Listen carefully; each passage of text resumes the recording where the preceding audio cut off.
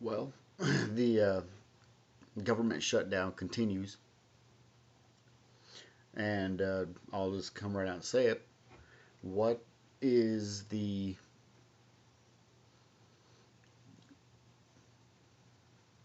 How do you feel about it? And then I would ask, is it really going to kill us to continue this shutdown a little bit longer? As a child, uh, I was living out in the country, and for several years, I imagine probably at least six, I had a dog. He was a Siberian Husky, and uh, his name was Mecca. Loved that dog, but eventually the age and uh, bitter cold got to him. Yeah, go figure, a Siberian Husky. But it died in the winter, and there's that transition when you have either a family member that dies, a pet, you lose something um, that's very important to you. There's that anxiety, that little panic attack inside that makes you contemplate, how am I going to survive? What am I going to do? I have to have this. And it's interesting that as you continue to function and live without that thing or person, your natural instincts, your natural ability to survive kicks in and finds way to survive. And so, I wholly sympathize with the people who work for the government and are out of work or furloughed. But the big push is to get these people back to work. But I have to ask myself, we hear almost every day of hundreds, if not thousands, of um, workers losing their jobs at various manufacturing plants or other businesses around the country. But there's no push to take care of them, no push to get them employed, no push to take care of their families. So what is it? Is it just the media, or what is it that places the government workers on a higher pedestal than the average American, who is actually the ones that's um, perpetuating the economy, keeping the American way of life going? And so I ask you, well, let me take it back a little bit. What are we learning? What is your heart telling you that we are learning from this government shutdown?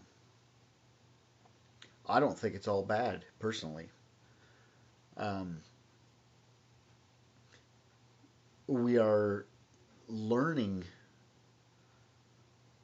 that we can survive without Big Brother watching over us. Even though I guarantee you that our rights are still being violated in various ways, and I can attest to that personally, uh, through various means. But we should be learning to understand that it is us, that inherent God given uh, ability to self govern is still there. We as Americans are still here. We are still working. We are still moving America ahead.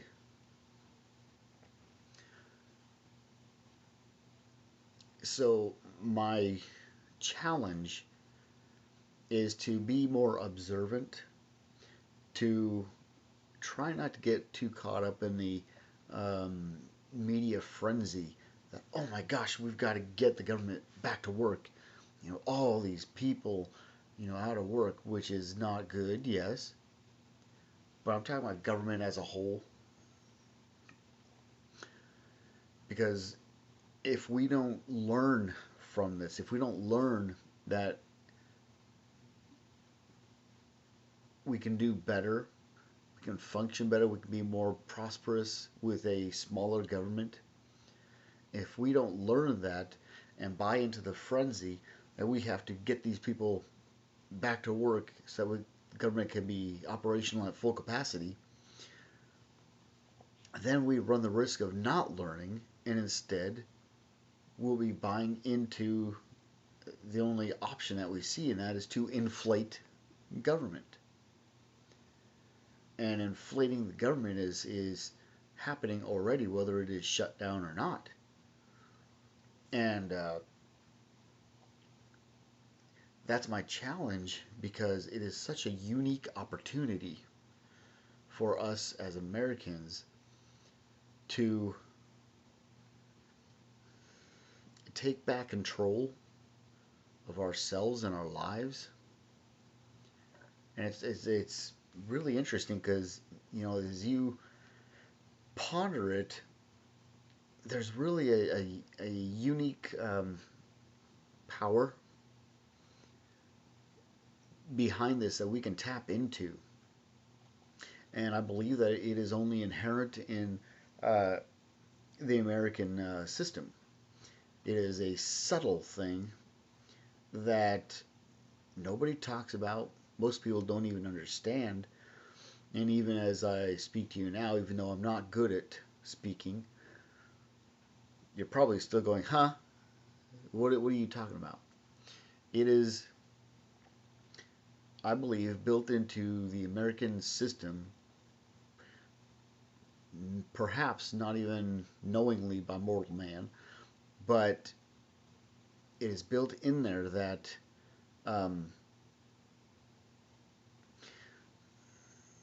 certain safeguards that take place that may be viewed as devastating or bad can actually work towards the common good if the people grab hold of it and learn from it and milk it for all it's good.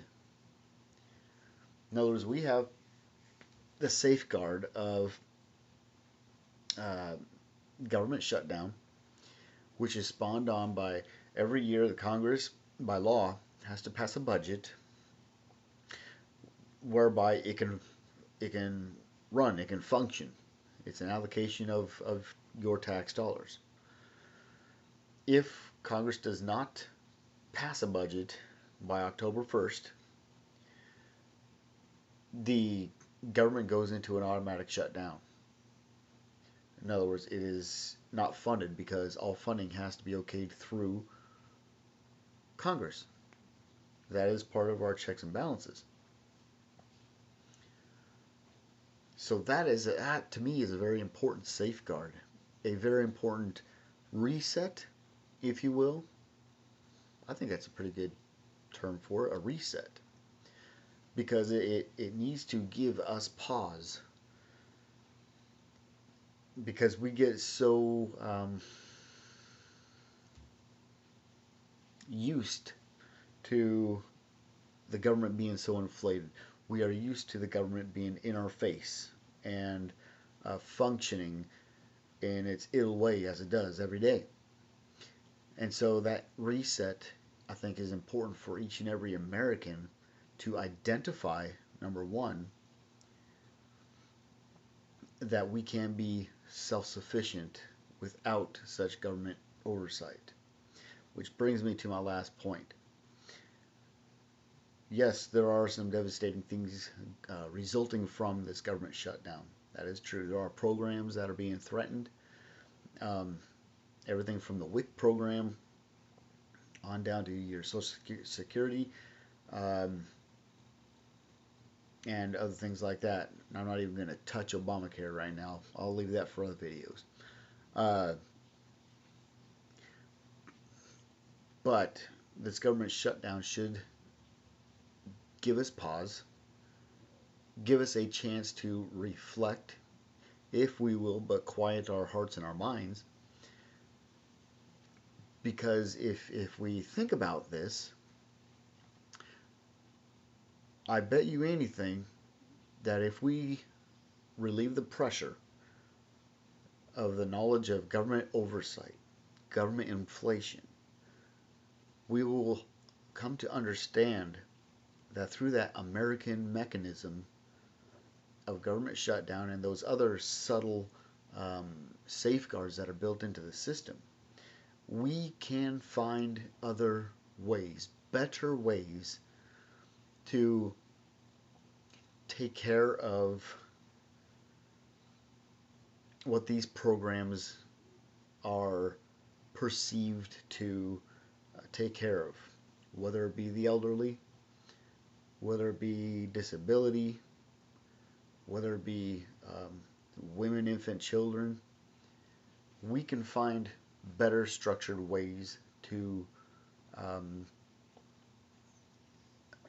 I don't want to say fund these programs because these programs are government programs, but to take care of the problem, to take care of those who need such assistance. We can find a better way, and it doesn't have to always be a government way. I've always believed that returning power back to the states is the uh, best avenue to take, as far as having the people be more in charge of their lives and the lives of their neighbors. If you travel the states, the more you do it, the more you understand that state to state there are different needs. There's the basic needs, but there are different needs, and each state has different resources and abilities to take care of certain problems that are currently allocated to be taken care of by the government, the federal government. So these are my ideas resulting from this government shutdown, because it's something that I as well have uh, overlooked, is that these subtle safeguards are built in there for a reason, and it is to give the American heart the opportunity to reset and to reevaluate the American system, and instead of going into a complete anarchy, to do what you can to make the system better. So, in my opinion, return power to the states. That reduces the need for such an inflated federal government, and I believe that we will come out better on the other side for this. Because when you reset something, you reboot it. A lot of times like on a computer, and of course it doesn't happen all the time, but on certain bugs that a computer might acquire, sometimes all you really need to do is reboot the system and it'll junk it out. Sometimes. I'm talking about the old kinds of computers. But I believe it's the same way here. If you reset it and then go forward, we can start to see the flag start waving, and we can be proud as we once were. And I'm proud of the flag, but I've got my concerns as far as how that flag is being run. And so those are my thoughts on the government shutdown as of today.